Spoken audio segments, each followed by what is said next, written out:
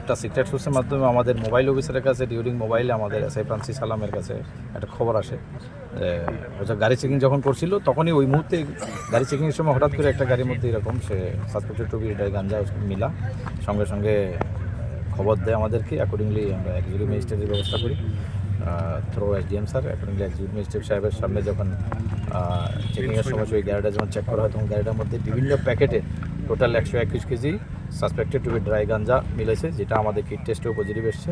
Accordingly আমরা ওই ড্রাগসগুলি আমরা সিজ করেছি এবং একটা এটা ড্রাগগুলি মিলেছে হচ্ছে TR01L3923 একটা হোয়াইট কালার সুইফট ডিজায়ার গাড়ির মধ্যে।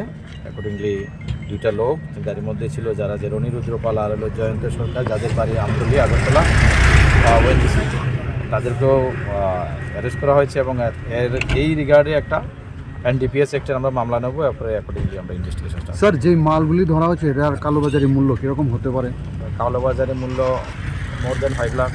স্যার গাড়িটা কোন দিক থেকে 8 লাখ হতে পারে। গাড়িটা স্যার কোন দিক থেকে কোন দিকে যাচ্ছিল? গাড়িটা তো যতটুকু খবর এটা যে কমলপুর দিক থেকে টুয়ার্ডস কই বা টুয়ার্ডস আগরতলা এরকম।